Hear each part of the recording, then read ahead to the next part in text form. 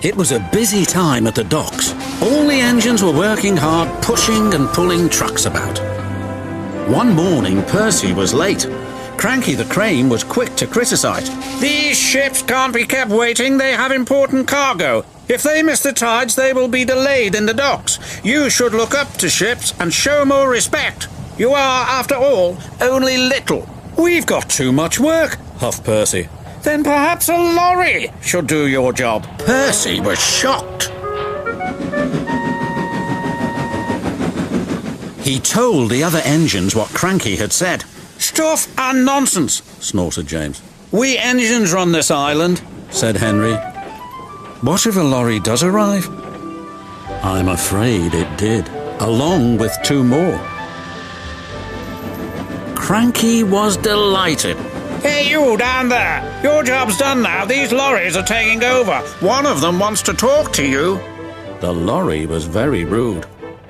"What's that steaming lump of scrap iron doing here? Be off with you." "Scrap iron? Steaming scrap iron? Pah!" A little later, Percy met up with Thomas and James. Another lorry was being rude to them. Then he saw Percy. "Oh, look, it's a little green goblin on wheels. You'll be scrapped. Just you wait and see."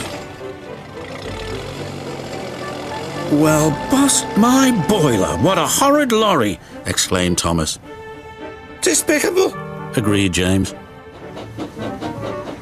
The next engine to meet a lorry was Toby. "Well, well, well. No wonder this railway's in a mess. You belong in a museum, not working in a quarry." "I might look old, but I'm very useful." "Useful? Pa," replied the lorry. "Just you toodle off." "Toodle," spluttered Toby. "Come along, Toby," interrupted his driver. "Don't bother to argue with him. We'll go to the flour mill instead." But when they arrived at the flour mill, Toby was shocked to see yet another lorry. "What are you doing here?" "We free are doing your work now. You're too slow." The foreman spoke to Toby's driver. "I'm sorry, times are a-changing, I'm afraid." "Toby might be old," replied his driver, "but he's reliable. Come on, Toby, we'll go to the farms. They'll still use us." Toby trundled sadly away. His railway ran through a narrow gorge, but vehicles had to tackle a steep and dangerous road. When Toby arrived, he saw the lorry from the quarry again. It was loaded with rock.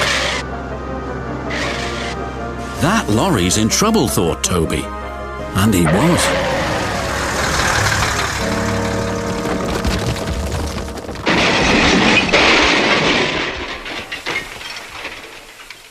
The driver was thrown clear.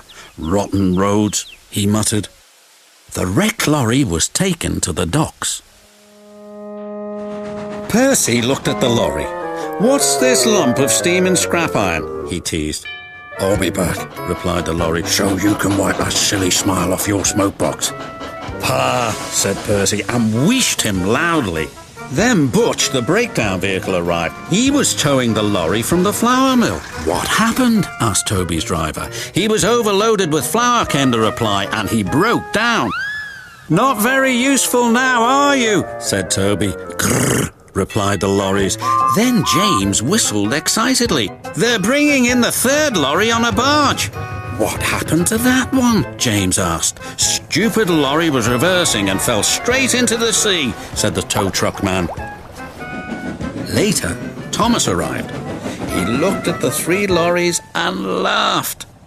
Well, well, well, the Brothers Grimm, smashed, broken and sunk.